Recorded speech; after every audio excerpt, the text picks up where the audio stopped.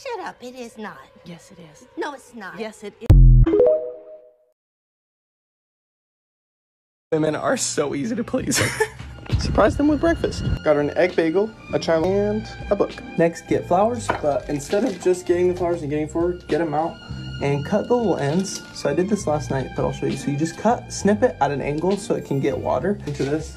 It's a good height. Little glass, and you're good to go. Next, do a task that's on their to-do list that they don't want to do. For example, my son has been drooling non-stop in this fridge.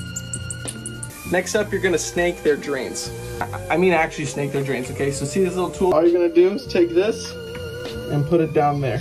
Don't forget the tub too. The hair and makeup and other things, it gets pretty nasty, so it needs to be done pretty regularly. Next, we're gonna deep clean her car. And that's it.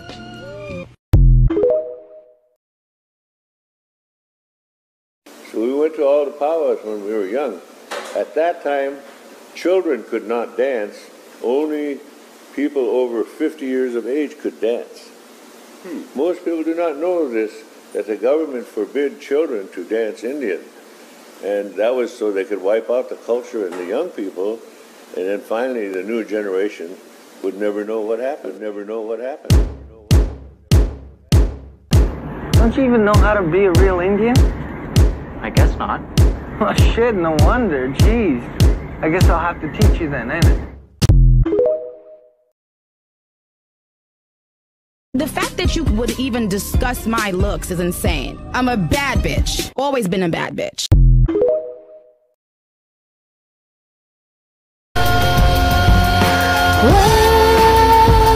Because when the sunshine will shine together, told you I'll be here forever. Said I'll always be your friend. Took a note, sing it out till the end. Now that it's raining more than ever, know that we'll still have each other. You can stand under my umbrella. You can stand under my umbrella. And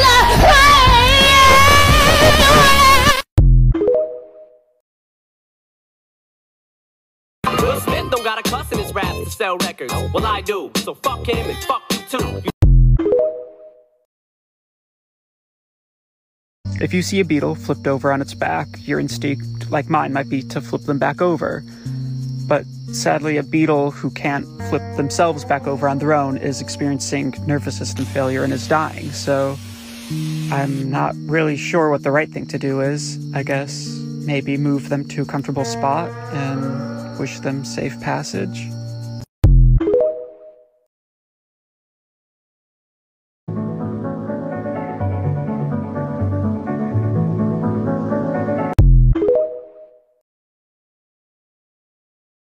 Old friends feel mad cause I'm up now. Let me show you how a real nigga get down.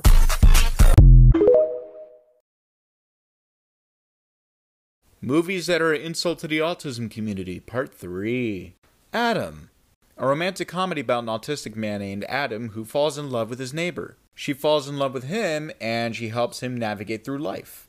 I saw this movie when I was a young teenager, and it was the first time in my life that I was able to relate to a movie character, and I love movies. Because I have autism, I was directly able to relate to Adam. He has a special interest in outer space, I have a special interest in movies.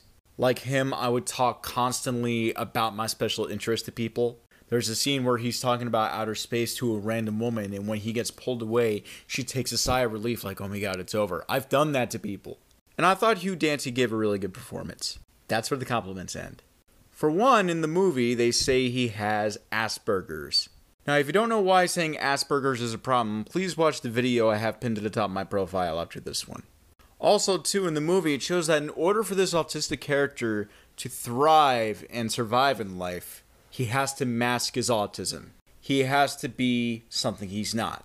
He has to live a life hiding who he really is in order to get by in life. And as a young autistic teen, this was very impressionable. I thought this is what I had to do to survive in life. Boy, was I wrong. After years of unmasking, I finally started learning to unmask and realizing how bad of an impact this movie had on my life.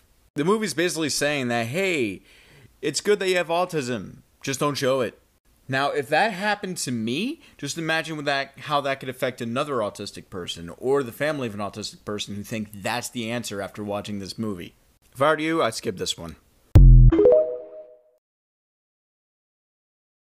I hate communism. Of course you hate communism, Ma. It's because you were raised a fascist.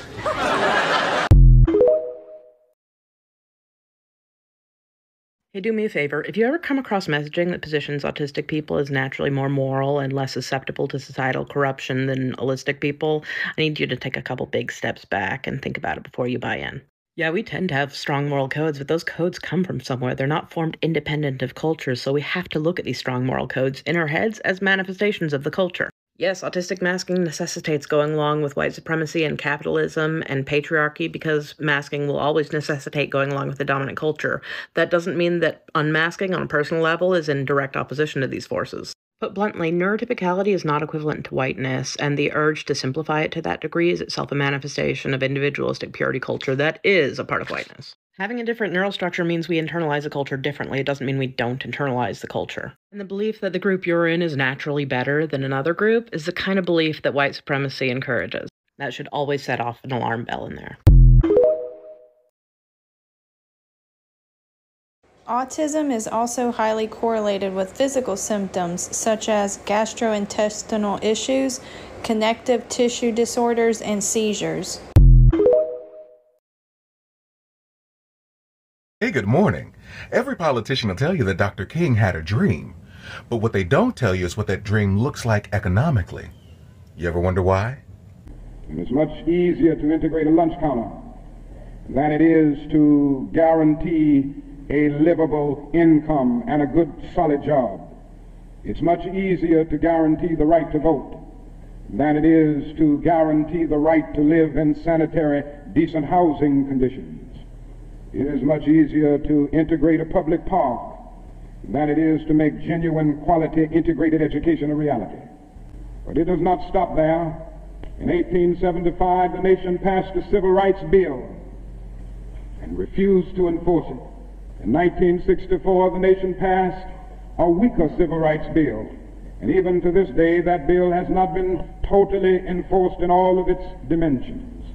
The nation heralded a new day of concern for the poor, for the poverty-stricken, for the disadvantaged, and brought into being a poverty bill. But at the same time, it put such little money into the program that it was hardly and still remains hardly a good skirmish against poverty. White politicians in suburbs talk eloquently against open housing, and in the same breath contend that they are not racist. Now all of this and all of these things tell us that America has been backlashing on the whole question of basic constitutional and God-given rights for Negroes and other disadvantaged groups for more than 300 years. And that is a great deal that the society can and must do if the Negro is to gain the economic security that he needs. Now, one of the answers, it seems to me, is a guaranteed annual income, a guaranteed minimum income for all people and for all families of our country.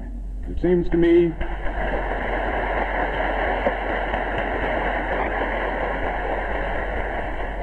me that the civil rights movement must now begin to organize for the guaranteed annual income, begin to organize people all over our country and mobilize forces so that we can bring to the attention of our nation this need and this something which I believe will go a long, long way toward dealing with the Negro's economic problem and the economic problem with many other poor people confronting our nation.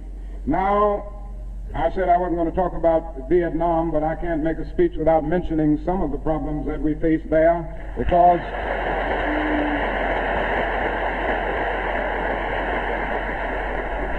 I think this war has diverted attention from civil rights. It has strengthened the forces of reaction in our country and has brought to the forefront the military-industrial complex that even President Eisenhower warned us against at one time. And above all, it is destroying human lives. It's destroying the lives of thousands of the young, promising men of our nation, destroying the lives of little boys and little girls in Vietnam, But one of the greatest things that this war is doing to us in civil rights is that it is allowing the great society to be shot down on the battlefields of Vietnam every day. And I submit this afternoon that we can end poverty in the United States. Our nation has the resources to do it. The national gross product of America will rise to the astounding figure of some $7 this year. We have the resources. The question is whether the nation has the will, and I submit that if we can spend $5 billion a year to fight an ill-considered war in Vietnam and $20 billion to put a man on the moon, our nation can spend billions of dollars even on their own 2 feet right here on earth.